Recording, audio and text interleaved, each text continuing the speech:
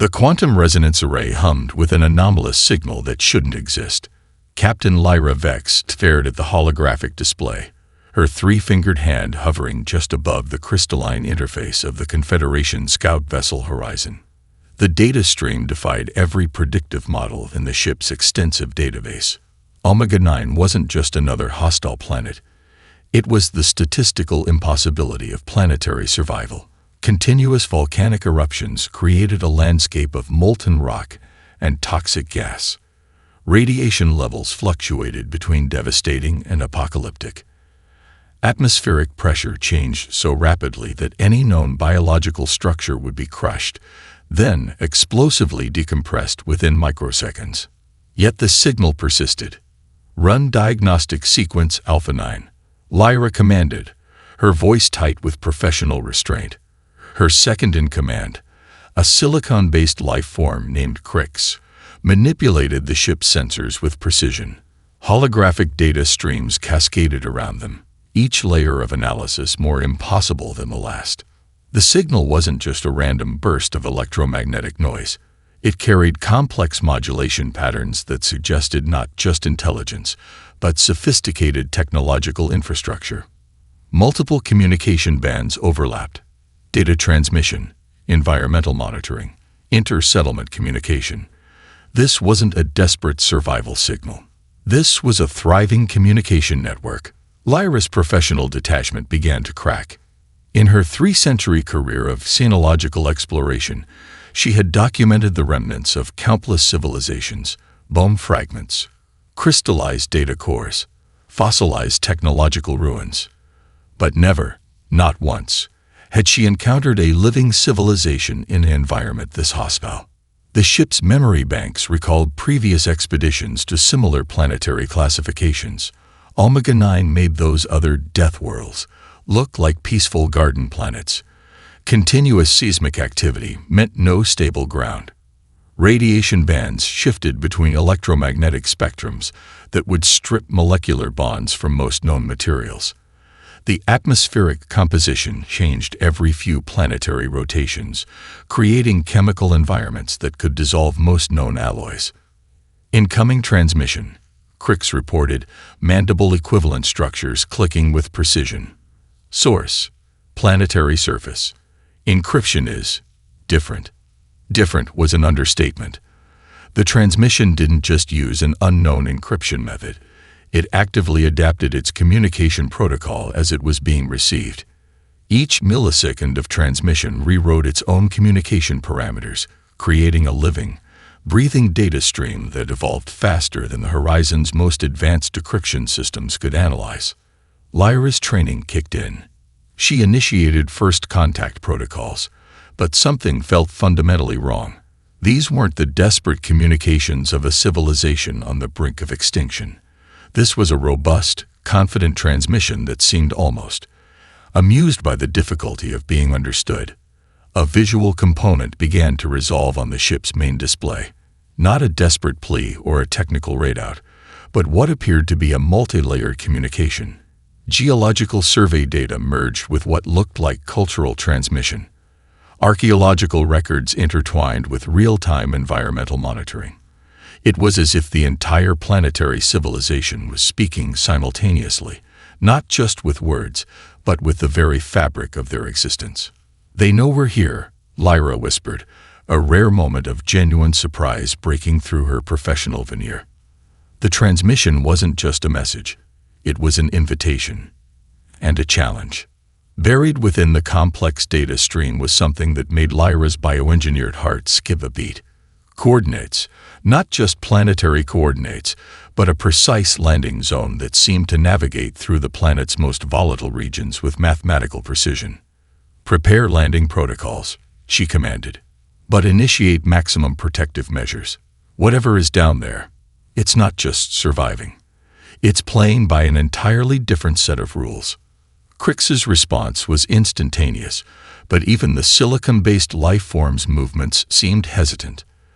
The data suggested something impossible, a civilization that didn't just endure its environment, but had become so intimately integrated with its hostile surroundings that the very concept of survival seemed laughably inadequate. Omega-9 was waiting, and Captain Lyra Vex was about to discover that everything the Galactic Confederation thought they knew about life, survival, and civilization was about to be rewritten. Dr. Xandra Volk, lead xenobiological containment specialist of the Confederation, had never failed a sterilization protocol. Her reputation was built on absolute precision. Civilizations neutralized, potential biological threats locked away, entire planetary ecosystems safely categorized and controlled. The landing zone chosen by the humans was a nightmare of geological instability. Massive crystalline formations erupted from ground that seemed more liquid than solid, with radiation levels that would have killed most known life forms within seconds. The Confederation's primary containment vessel, a marvel of technological engineering that had successfully quarantined over 200 different species, looked almost fragile against the planet's brutal landscape. As the vessel's outer membranes deployed, something unprecedented began to happen. The containment protocols weren't just being resisted, they were being studied. Microscopic sensors that should have been invisible to any biological system suddenly found themselves mapped, analyzed, and understood with terrifying speed. It was as if the very air was intelligent, breaking down the Confederation's most advanced screening technologies into their fundamental components. Dr. Volk watched in growing horror as her carefully constructed nanofilter systems began to change, not break down, not fail, change. The first human research team that approached wore what appeared to be standard environmental protection suits, but these were nothing like the rigid clinical protective gear of other species. The suits moved like living things, their molecular structure actively reading and responding to the environment with each step. Biochemical interaction detected, her primary AI assistant reported, its synthesized voice betraying a hint of confusion. Containment membrane experiencing molecular reconfiguration. It wasn't just happening to the sensors. The very atmospheric interface was being analyzed and rewritten. Toxic compounds that should have been instantly lethal were being broken down, studied, and seemingly repurposed. A young human researcher, Dr. Elena Rodriguez, approached the Confederation landing site. Her movements were casual, almost dismissive of the environmental hazards that surrounded her. Where other species would have been encased in multiple layers of protective technology, she wore what appeared to be a relatively simple suit that seemed to breathe and move with her. "Welcome," she said, her communication device translating simultaneously across multiple frequency bands. "We've been expecting you." The words were innocuous, but the underlying message was clear. This wasn't a first contact. This was a prepared engagement. Dr. Volk's containment protocols began to disassemble themselves, not through external force, but through a process that looked disturbingly like learning. The nano-screening systems weren't just being defeated, they were being understood at a fundamental level, and then reconstructed. "Your quarantine systems are fascinating," Dr. Rodriguez continued. "Would you be interested in seeing how they might be improved?" Before Dr. Volk could respond, holographic displays began to materialize around the landing site. Not just simple data readouts, but complex multidimensional representations that showed the molecular interactions happening in real time. The Confederation's most advanced containment technology was being taken apart, analyzed, and reimagined faster than the team could comprehend. Crix, still aboard the horizon and monitoring the landing, sent an urgent communication to Captain Lyra Vex. "The humans are not just resisting containment. They're teaching our systems how to be better." The true horror and wonder was in the methodology.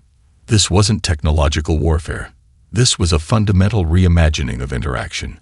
Where other species would have seen the Confederation's containment protocols as a threat, the humans saw them as an interesting problem to be solved. Dr. Rodriguez's team began to generate what could only be described as technological antibodies, microscopic systems that could interface with, understand, and ultimately neutralize the Confederation's screening technologies. But they weren't destroying these systems, they were evolving them. "We've been studying your approach to biological security for weeks," she explained, her tone a mixture of academic enthusiasm and playful challenge. "There are some interesting assumptions in your methodology that could use some refinement." As the hours passed, the Confederation's most advanced containment vessel transformed.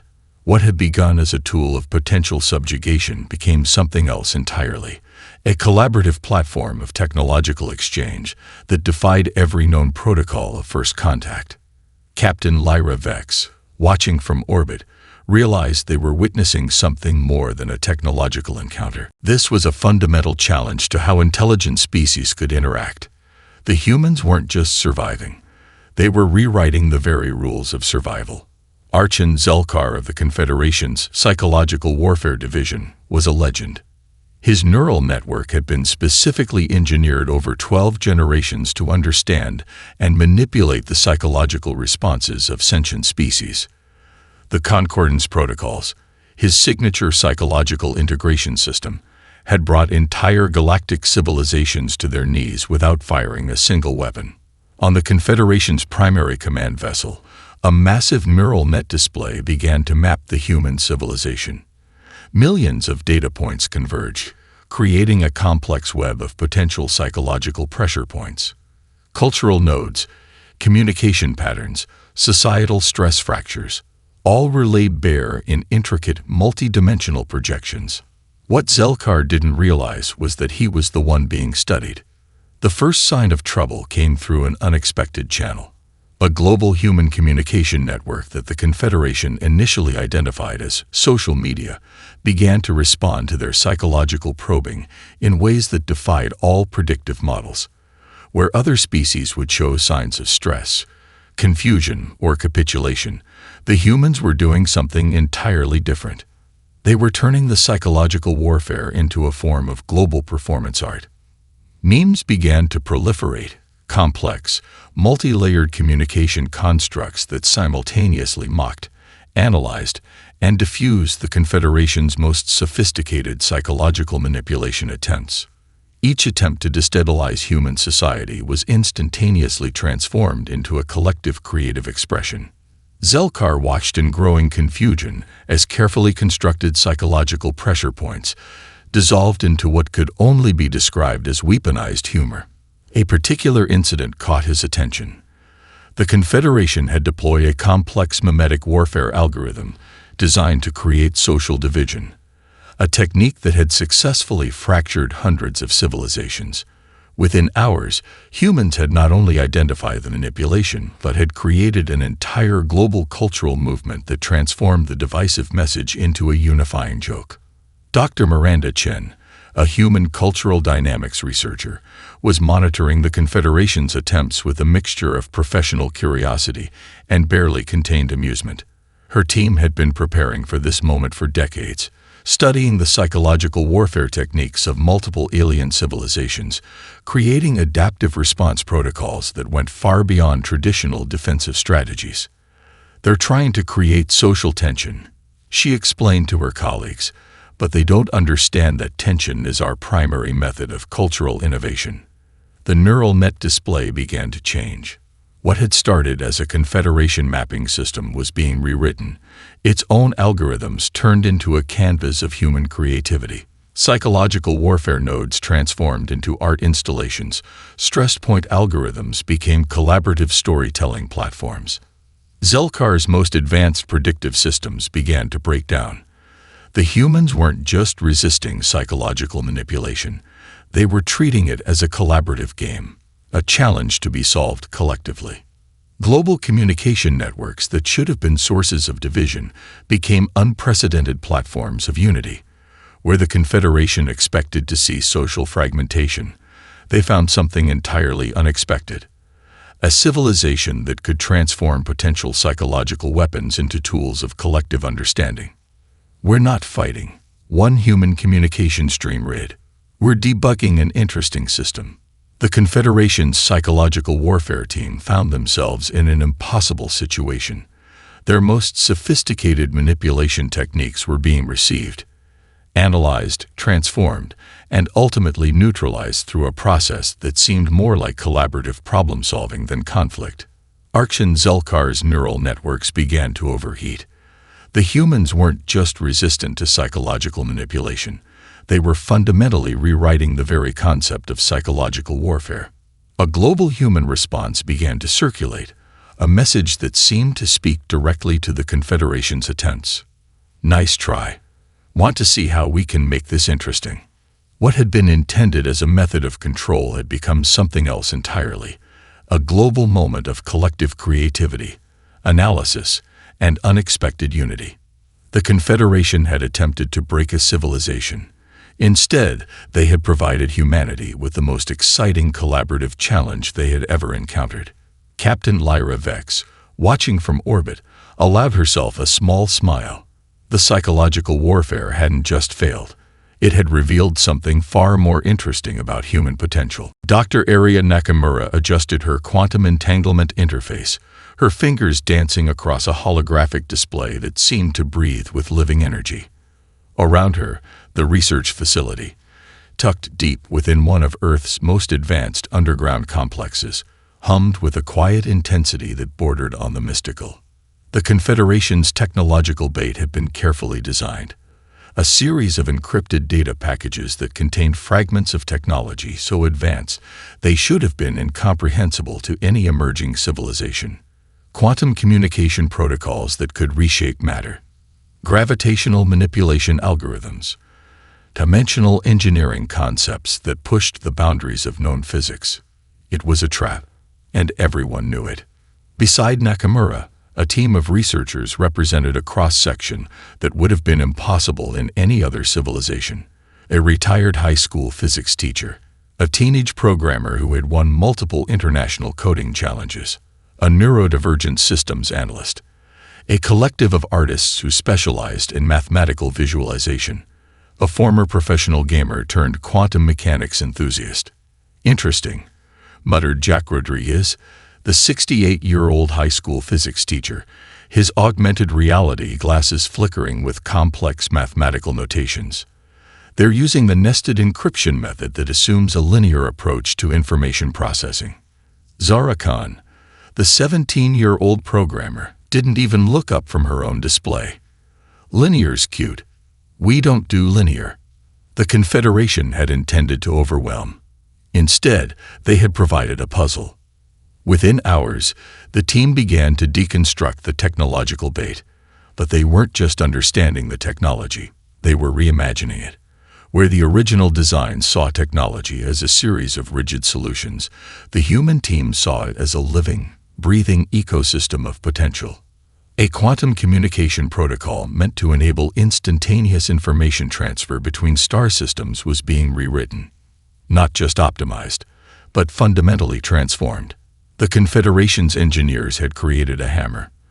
The humans were turning it into an entire toolbox that could reshape itself based on context. Dr. Nakamura watched as the team's collaborative process defied every known model of technological development. It wasn't just about individual brilliance. It was about a collective intelligence that could pivot, adapt, and reimagine faster than any centralized system could comprehend. They're not reading the manual, a Confederation observer noted, watching the live feed. They're writing a completely new one. The gravitational manipulation algorithms became something else entirely. Where the original design saw gravity as a force to be controlled, the human team began to explore it as a dynamic, interactive medium. Theoretical papers started to flow, not just from academic institutions, but from online collaborative platforms where experts and enthusiasts from every conceivable background contributed. A breakthrough came from an unexpected source. Maria Gonzalez, an artist specializing in topological visualization, noticed a pattern in the dimensional engineering concepts that the technical team had missed. Her artistic approach revealed potential quantum interactions that pure mathematical modeling had overlooked. It's not a machine, she explained during a live-streamed collaborative session watched by millions. It's a conversation. The Confederation had prepared for many scenarios: technological resistance, slow adaptation, Potential failure to comprehend advanced concepts. What they hadn't prepared for was a civilization that saw technology not as a set of tools, but as a living, collaborative art form. 48 hours after receiving the technological bait, the human team hadn't just understood the concepts. They had developed 3 alternative approaches that made the original designs look like primitive sketches. Dr. Nakamura transmitted a response to the Confederation. It wasn't a technical paper. It wasn't a diplomatic message. It was an invitation, a collaborative framework that suggested the technological fragments they'd sent were interesting starting points for a much larger conversation. The trap had become an opportunity. The challenge had become an invitation. And somewhere in the vast computational networks of the Galactic Confederation, something that might have been fear, or perhaps excitement, began to stir. Dr. Kamil Sengupta pressed his palm against the containment chamber's transparent alloy, watching Area Martins with a mixture of scientific fascination and growing unease. The 8-year-old girl shouldn't exist. By every known biological principle, she should have been dead moments after exposure to the experimental toxin. The Confederation's genetic research team had spent centuries developing the most comprehensive biological weapon in galactic history, a compound that could systematically break down cellular structures across multiple species, targeting the fundamental building blocks of life itself. It was a weapon so precise, so devastating, that entire planetary ecosystems could be neutralized without leaving a trace. Arya was playing with a holographic puzzle. "The molecular structure is beautiful," she said casually, her fingers tracing complex geometric patterns in the air. "It's like a dance." Dr. Sengupta's neural implant struggled to process the data streaming from the containment chamber. The toxin wasn't just being neutralized. It was being transformed. Cellular analysis showed something impossible. Arya's genetic structure wasn't just resistant to the toxin. It was actively learning from it. Mitochondrial DNA was rewriting itself in real time, creating entirely new cellular mechanisms that didn't exist in any known biological database. The Confederation's lead geneticist, Dr. Xelterra, had spent her entire career studying evolutionary mechanisms. She had documented hundreds of species, mapped countless genetic adaptations. But this was different. "It's not just adaptation," she whispered to her colleagues. "It's deliberate redesign." Arya's blood samples showed a level of genetic plasticity that defied every known principle of biological development. Where other species required thousands of generations to make minor genetic adjustments, her cellular structure was conducting what could only be described as real-time genetic engineering. The toxin that should have killed her was now being broken down into component molecules. But more than that, it was being analyzed, understood, and ultimately integrated into her cellular structure. "Would you like to see something cool?" Arya asked, looking directly at the observation team. Before anyone could respond, she began to generate a holographic representation of the toxin's molecular structure, rotating it with a precision that would have impressed advanced quantum computers. Dr. Sengupta's hands began to shake. This wasn't just survival. This was something else entirely.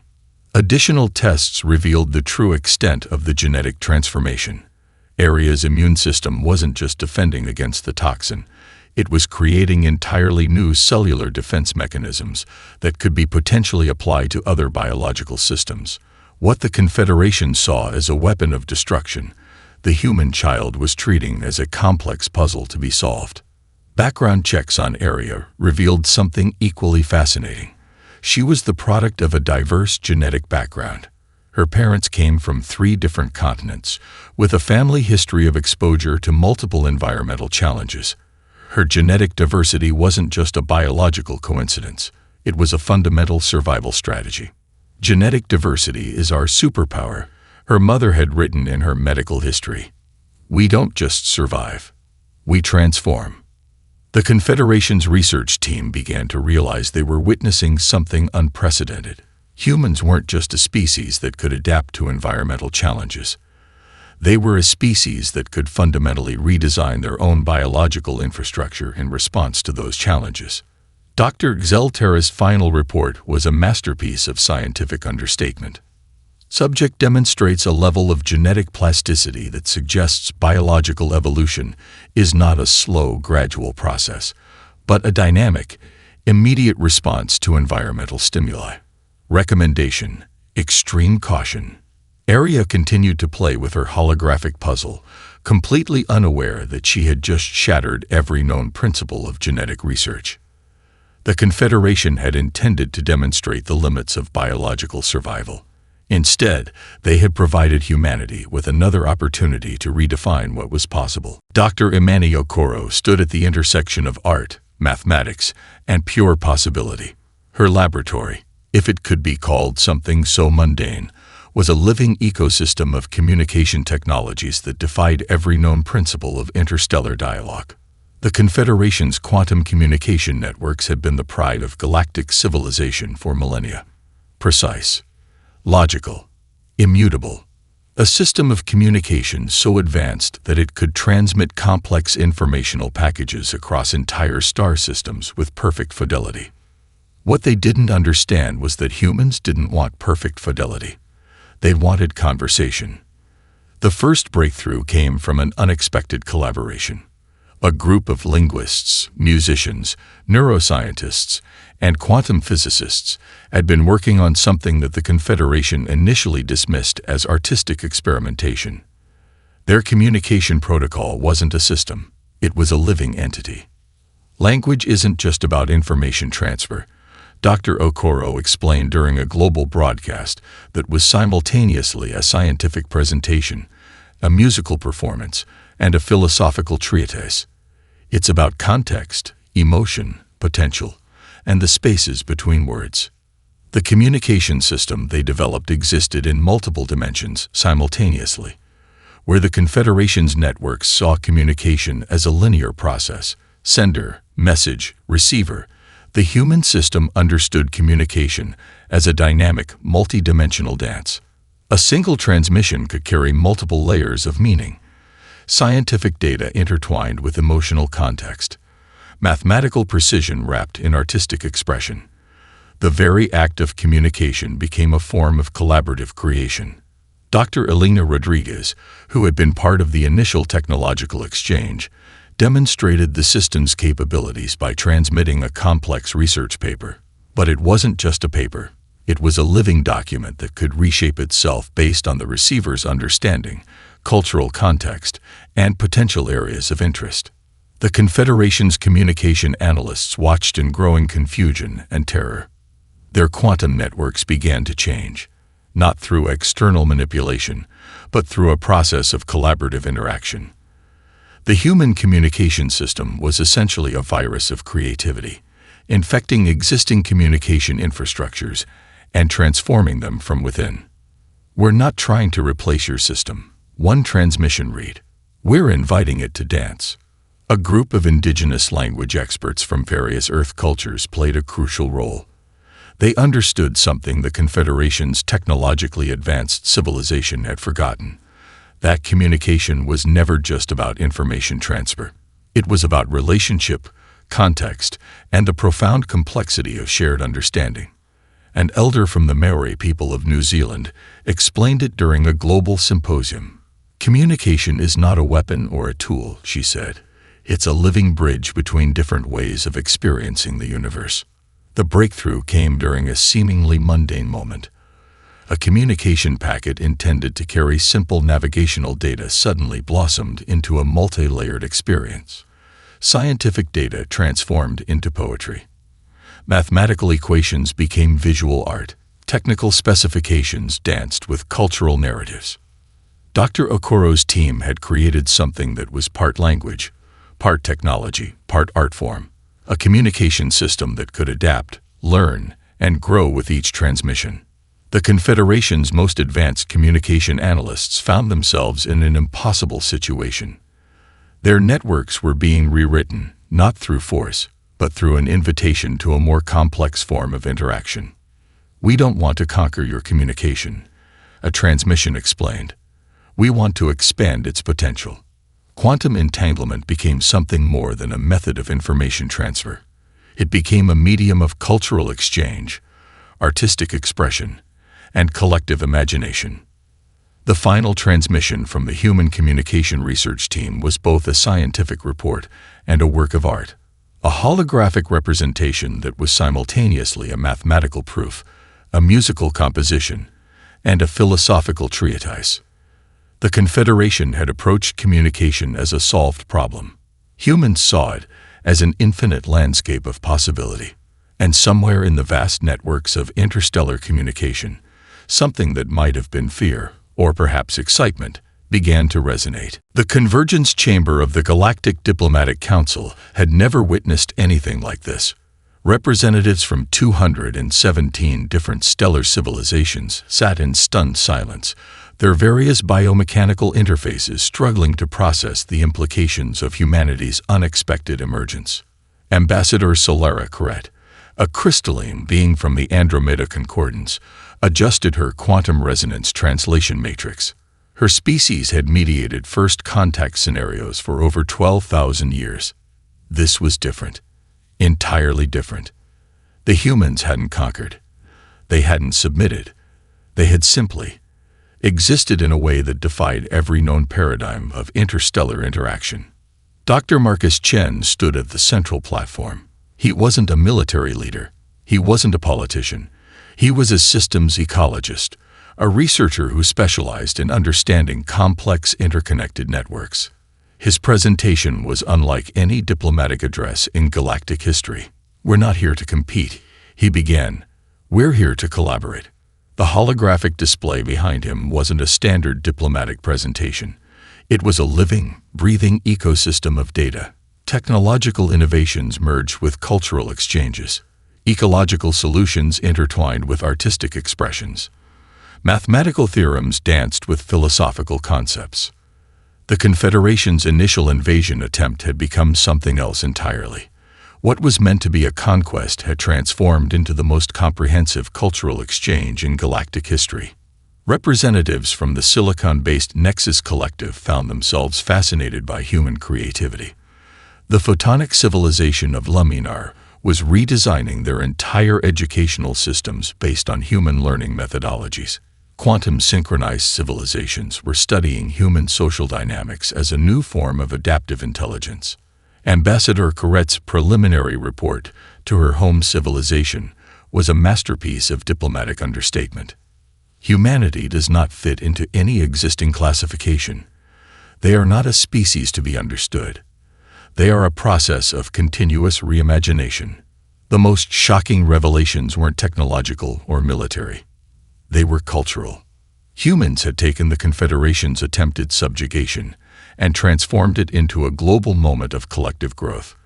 Where other species would have been broken, they had seen an opportunity for unprecedented collaboration. Dr. Elena Rodriguez, who had been part of the initial technological exchanges, presented a comprehensive framework of what humans called constructive conflict resolution. It wasn't about winning or losing. It was about continuous learning and mutual transformation. Every challenge is an invitation, she explained, her presentation shifting between scientific data, artistic representation, and philosophical discourse. We don't see barriers. We see potential connections. The diplomatic representatives began to realize something profound. Humanity wasn't just another species to be categorized or controlled. They were a fundamental reimagining of what intelligent life could be. Civilizations that had existed for millions of years found themselves learning from a species that had barely begun its interstellar journey. The Confederation's attempt to subjugate had backfired in the most spectacular way possible. Cultural exchange programs were immediately proposed, not as a form of control, but as genuine opportunities for mutual understanding. Human researchers were invited to study with civilizations that had developed technologies over millennia. In return, humans offered something far more valuable, a perspective of continuous, creative adaptation. The Nexus Collective's lead diplomat summarized it best. They don't just solve problems. They transform the very concept of what a problem can be. As the diplomatic session concluded, something unprecedented happened. Instead of formal treaties or rigid communication protocols, the representatives exchanged what could only be described as collaborative art pieces, living documents that could grow, change, and evolve with continued interaction. The invasion was over. The real conversation was just beginning. Ambassador Corette looked at the human delegation and felt something that her species rarely experienced, a sense of genuine wonder. Humanity hadn't conquered the galaxy. They had invited it to reimagine itself. The research station orbited a region of space that defied conventional understanding. Dr. Lyra Nakamura stood at the observation deck, watching as the experimental quantum adaptive habitat continued its impossible existence. This wasn't just a space station. It was a living testament to everything humanity had become. Constructed from materials that could reconfigure themselves based on environmental challenges, the station was a microcosm of human potential. Its outer shell wasn't static. It breathed, adapted, transformed. Sensors that were part technology, part organic system continuously analyzed and responded to the most minute changes in the surrounding space. 5 representative species from different galactic civilizations worked alongside human researchers. But work was too clinical a term. They were engaged in a continuous process of mutual discovery. A luminar photonic researcher named Kaxera floated near a bioadaptive research module, her light-based form shifting in resonance with the station's adaptive systems.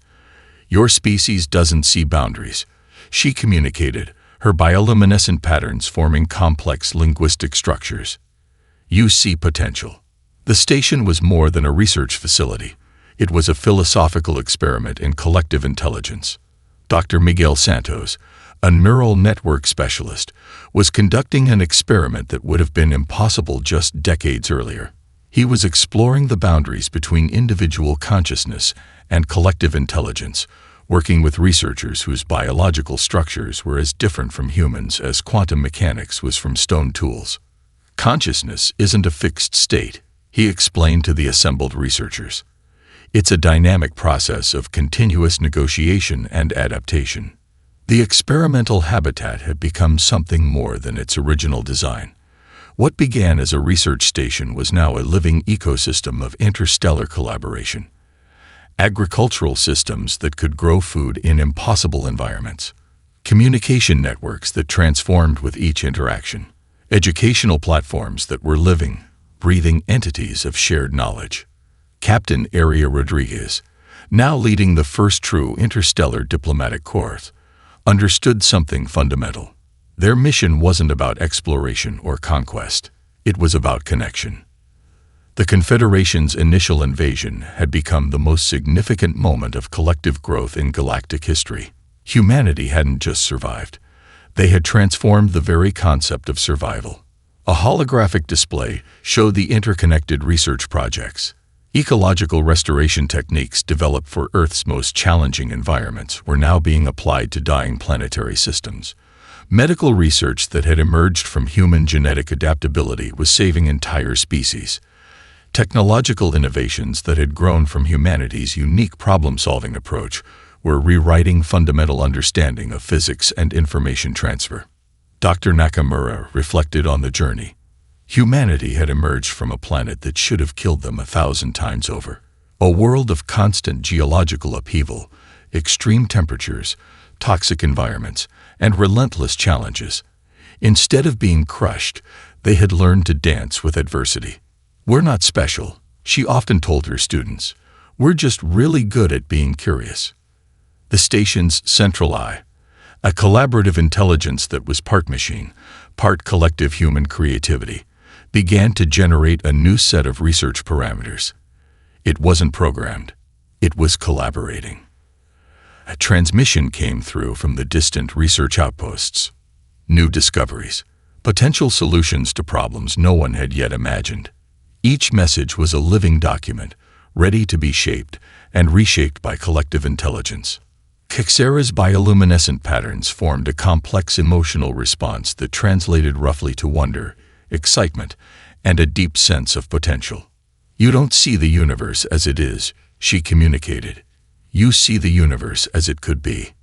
The research station continued its impossible existence, part technology, part living organism, part collective imagination. Humanity had not conquered the galaxy. They had invited it to reimagine itself, and the conversation was just beginning.